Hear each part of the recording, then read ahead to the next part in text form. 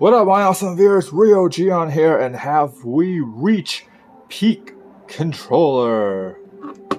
I honestly think we have, because after using this controller for like the better part of, I say, 1.5, about 2 weeks, I cannot think of any other controller that I've enjoyed more than using this controller. So, why, right?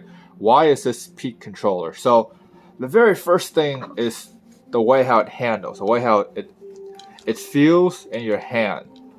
Like this one, if you minus out the battery, it feels very light. And I actually like that a lot. I like the fact that it feels light. I do not like it when it's heavy. So, me struggling trying to put the battery in correctly, hoping and praying that this was the correct way to put the battery in, unless it's not. Unless it's here. Is that it? And that could potentially be it. There we go. Yep. And if it was a little bit heavier with the battery on, not gonna lie, but it still feels good. Like, not super heavy with the battery on, but I would much prefer taking the battery off and using it just wired mode, because I don't use this controller wirelessly that much for my personal taste. But of course, you have a replaceable battery, so I don't think these are that expensive in the aftermarket. I'll try to find links for the battery. Put the link down below somewhere where you guys can check it out. It's a 1000 milliamp, so it's not super high, but it works.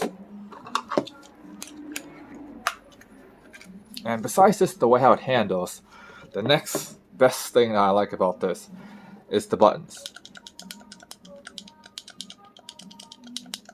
Like, this feels good.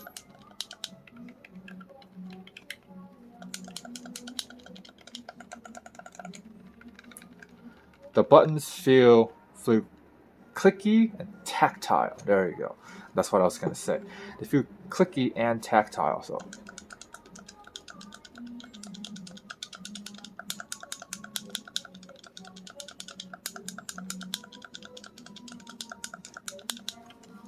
the first thing when I first held this controller was light.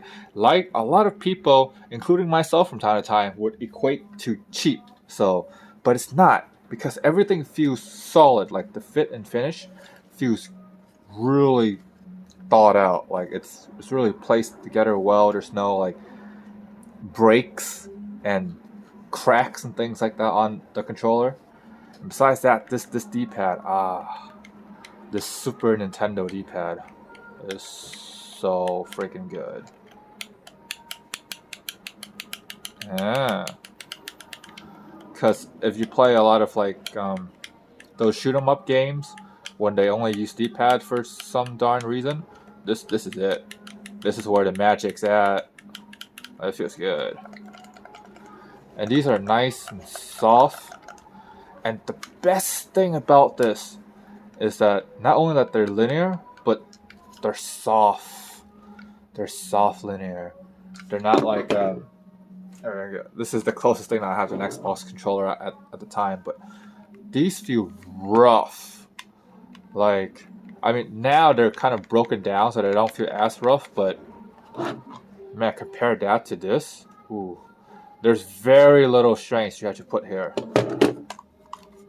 There's still a decent amount of strength that you had to put here. So, there's that in terms of peak controller. And the only downside to this is these.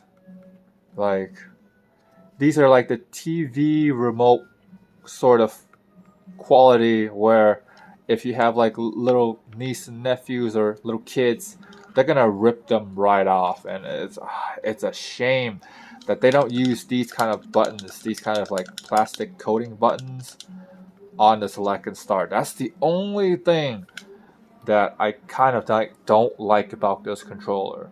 That's pretty much it. If they fix it in like the 8BitDo Pro 3 or something and replace these with actually like plastic buttons, ooh, I think it'll be very nice. The analog sticks. they feel really good in terms of how they move. Like they don't feel loose, but they don't feel overly tight too. They have like a certain amount of smoothness to them that it feels natural, where you don't have to force yourself too much when you move them. Uh, in terms of this, let's see, yeah, this feels less resistant than this one. This one there's more resistance to it, but it's not like terrible resistance. And then the thumb caps themselves feel nice, but I think this is this kind of material that's gonna wear out over time. So of course I myself like these little thumbstick covers on them. I think they feel nice on the controller, and they give it that extra bit of like easiness, so it's not as resistance. Like they feel lighter when I put the thumb caps on, and they don't take up that much space. But then again, there's a lot of space between the button and the analog stick, so it's really not that bad in terms of how the thumbsticks are. These feel good. These buttons feel these are okay, but then again, I don't really press them at all besides now, so it's really not that bad. But it's just the overall, like the way how the controller handles, the way how it's in your hands. Like this handlebar feels so good. Like it feels like it's natural. Everything feels close. They don't feel super far away, but they don't feel cramped. See, that's the sweet spot. It's because they don't feel cramped, along with just how much space there is for the handlebars. And these little back buttons here, these little macro buttons, they don't really get in the way too, which is very nice. And they're clicky-ish. They're not super tactile, but you don't get to the point where you're gonna be pressing them a lot.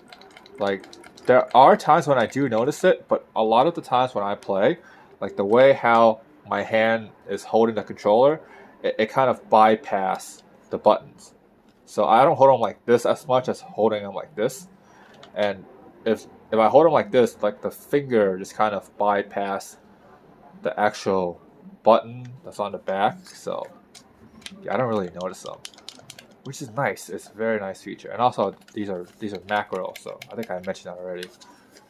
But yeah, overall when it comes to controller, in terms of feel, tactility, sound, and just overall enjoyment of using, this is top tier. This to me is honestly top tier. I have not used a controller that's better than this so far. And everything feels right. Like it makes sense, especially when playing retro games, because I game on the V60 here that I'm filming on. Like it feels natural playing those retro games. It feels very nice. Overall, you also get a lot of modes too. You can put this on a Switch, on an A for Apple. Yeah, maybe. A for Android. D is some kind of input. And X is for the Xbox. So I just put them in Xbox X input because it works on the PC, and then it also works on the V60. So there you go. Yeah, I basically put that there, set it, and forget it. And overall, yeah, I this feels so good.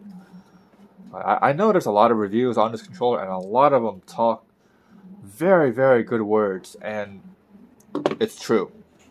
Like I am not sponsored by 8BitDo, but yeah, this is nice.